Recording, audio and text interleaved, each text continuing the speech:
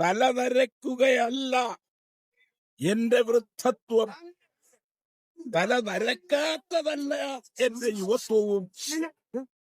കൊടിയ ദുഷ്പ്രഭുത്വത്തിൻ തിരുമുമ്പിൽ തലകുനിക്കാത്തതാണെന്റെ യൗവനം, തലകുനിക്കാത്തതാണെന്റെ യൗവനം.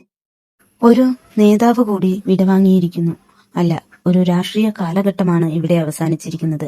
പ്രസ്താവനകളിലും ഫ്ലെക്സ് ബോർഡുകളിലും സോഷ്യൽ മീഡിയയിലെ ലൈക്കുകളിലും മാത്രം ജീവിക്കുന്ന ഇന്നത്തെ നേതാക്കൾക്കിടയിൽ ജനങ്ങളുടെ ഹൃദയത്തിൽ ജീവിച്ച ആ അവസാനത്തെ കണ്ണിയാണ് ഒരുപക്ഷെ അടർന്നുപോയത്. ഒരു നേതാവ് എങ്ങനെയായിരിക്കണം?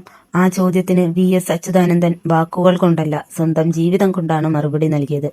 രാഷ്ട്രീയം എന്നാൽ വ്യക്തിപരമായ നേട്ടങ്ങളാണെന്ന് പലരും ചിന്തിക്കുന്ന ഈ കാലത്ത് അത് ജനങ്ങൾക്ക് വേണ്ടിയുള്ള ഒരു പോരാട്ടമാണെന്ന് അദ്ദേഹം നമ്മളെ ഓർമ്മിപ്പിച്ചു.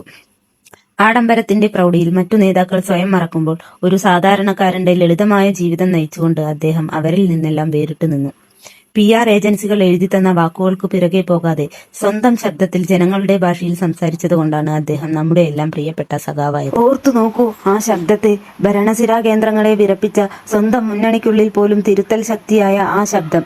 ഇന്ന് ഒത്തുതീർപ്പുകളുടെയും ഭയങ്ങളുടെയും കാലത്ത് നിലപാടുകൾ എടുക്കാൻ മടിക്കുന്നവർക്കിടയിൽ VS ഒരു ഒറ്റയാനായിരുന്നു. മൂന്നാറിലെ മഞ്ഞിൽ അദ്ദേഹം കയറിപ്പോയത് ക്യാമറകൾക്ക് വേണ്ടിയായിരുന്നില്ല, വരും തലമുറയുടെ ശ്വാസത്തിനു വേണ്ടിയായിരുന്നു.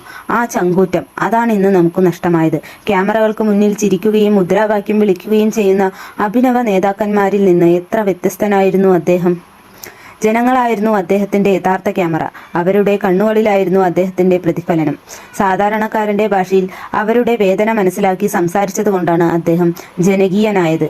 അല്ലാതെ സോഷ്യൽ മീഡിയ മാനേജർമാർ ജനകീയനാക്കിയതല്ല. VS വില വാങ്ങുമ്പോൾ ഒരു കസേരയല്ല ഒഴിഞ്ഞു പോകുന്നത്, ഒരു ചോദ്യമാണ് ഇവിടെ ബാക്കിയാകുന്നത്. ഇനി ആരുണ്ട് നമുക്ക് വേണ്ടി ഉറക്കെ ശബ്ദിക്കാൻ? ആരുണ്ട് കയ്യേറ്റക്കാരന്റെ മുഖത്ത് നോക്കി ഇറങ്ങിപ്പോടാ എന്ന് ഗർജിക്കാൻ? ആരുണ്ട് അഴിമതിക്കാരന്റെ കസേരയെ വിറപ്പിക്കാൻ? അതെ, VS ഒരു ഓർമ്മപ്പെടുത്തലാണ്. അധികാരം ജനസേവനത്തിനുള്ളതാണെന്നും നട്ടെല്ലാണ് ഒരു നേതാവിന്റെ ഏറ്റവും വലിയ സ്വത്തെന്നും നമ്മളെ ഓർമ്മിപ്പിച്ചുകൊണ്ടിരുന്ന ഒരു കാലഘട്ടത്തിന്റെ പ്രതിനിധി. പ്രവൃത്തി കൊണ്ട് കൗമാരത്തിൽ ആവേശം കൊള്ളിച്ചും നിലപാടുകൊണ്ട് യൗവനത്തിൽ അത്ഭുതം കൊള്ളിച്ചും ജീവിതം കൊണ്ട് വാർദ്ധക്യത്തിൽ വിസ്മയിപ്പിച്ചും ജീവിച്ച പ്രായം തളർത്താത്ത പോരാട്ട വീര്യത്തിൻ്റെ ഉടമ. ആ പോരാട്ട വീര്യത്തിന് മുന്നിൽ ഒരു നിമിഷം നമുക്ക് തലകുനിക്കാം. കാലം കാത്തുവെച്ച ആ വലിയ ശരിക്ക് മുന്നിൽ പ്രണാമം.